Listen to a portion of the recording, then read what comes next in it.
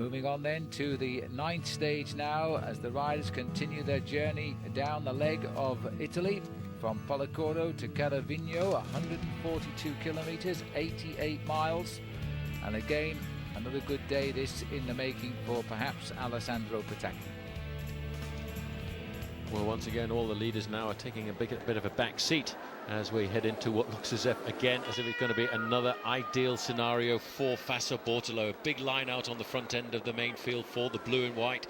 This team really has changed in this Giro d'Italia from being a team that used to ride for high places in the overall classification to a team that was very resemblant of the team of Mario Cipollini in previous years. But now you just change that name and you slot in the name of Alessandro Petacchi. Now this is perfect organisation on the front.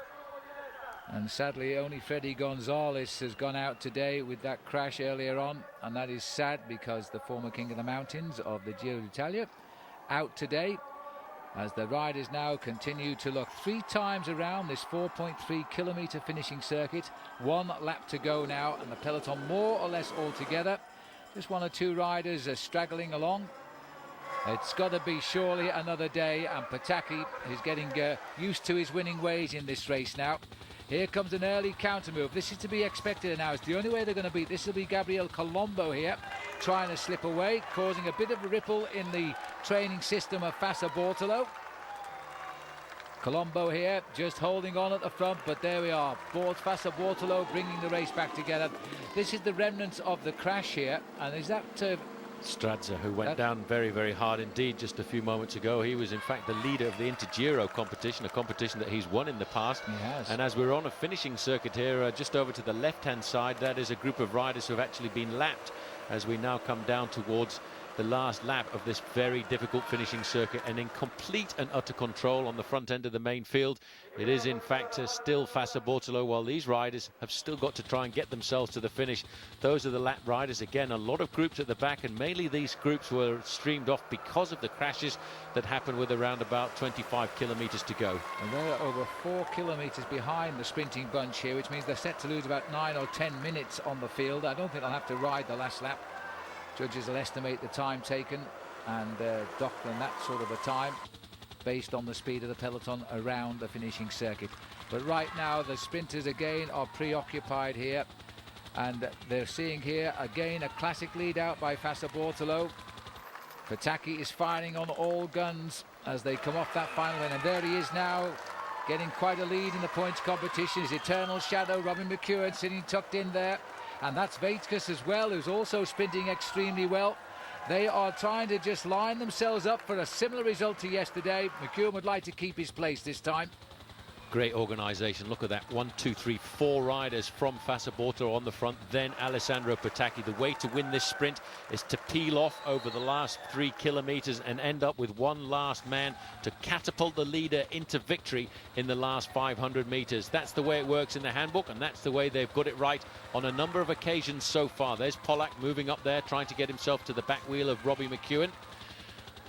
A lot of argy-bargy going on in the middle there as everybody just tries to stay near the front. The reason they're so close to the front is they want to be in 7th or 8th position, but they don't want to hit the front until the last possible moment. Well, that was Volodymyr Gustov doing the last big turn there for Fassa Bortolo and swinging out of the way.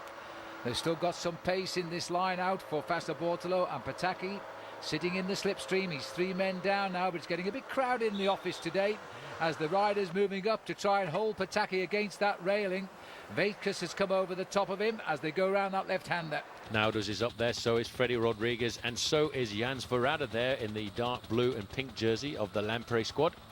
Still controlled by these riders on the front now. It looks very much as if the man taking over for Fassa Bortolo is Fabio Sacchi on the front there. The last man to lead out the sprint towards the very end is usually Marco Velo, and he will be in 3rd position, just in front of Alessandro Petacchi. I think that's Robbie McEwen still there in 5th, looking nice and comfortable, just following the slipstream. All he's doing is looking at the wheel of Alessandro Petacchi and waiting for the moment to try and surprise Alessandro Petacchi, because the only way to beat Alessandro Petacchi, I think, is to get the jump on him early. It's no good trying to come off his wheel. The man, when he sees that finishing banner, just like Mario Cipollini used to be, it's hard to displace him at the front. And there he is lying third now, and right behind him too is Robbie McEwen, still looking for a second stage win here before he says goodbye.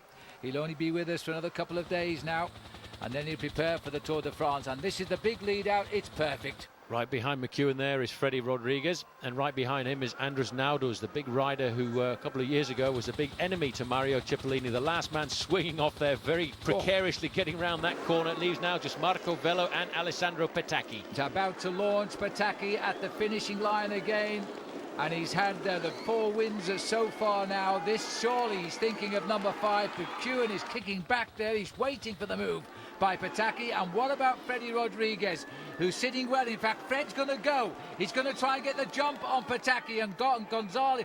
Freddie Rodríguez has gone on the right here now. He may have read it just perfect here. He's moved off his line a bit, but he's holding on as Petacchi now fires, and I think Rodríguez gets it on the line. Well, he did exactly what you said, Paul. He went before Petacchi made the move. I don't think that move across the road will worry the judges too much. That was a big win for Fred. A very big win. He did exactly what everyone else has been trying to do. And look, and this is where it starts here. Freddie Rodríguez is waiting for Alessandro Petacchi to start the sprint, but before Petacchi actually opens up the gas, Freddie gets the jump, and this will have rattled the nerves a little bit of Alessandro Petacchi, because a sprinter doesn't like to see somebody else coming by quite that quickly. And the moment that Petacchi starts to accelerate, you see him slowly but surely creeping up on Freddie, but Freddie actually got the jump first and got himself his first ever win at the Giro d'Italia. And this is a man who for the last couple of years has promised to us to be a great sprinter. Remember a few years ago when he used to lead out Tom Steels? He's got the speed, and today he's got the scalp he was looking for, Alessandro Petacchi's. Well, that's a terrific result for Fred Rodríguez, because he kept that big gear rolling right to the line. He's delighted with that, and well he might be. Huge result. And when you saw that shot from the helicopter quite clearly, when he moved off his line, he was already a full length clear of Alessandro Petacchi, so it won't worry the judges at all. Overall, again, with the sprinters taking command, that the situation remains the same. The 10-second gap and the 28-second gap to Cunego, to Simeone, here he is, and of course to Pelazzotti.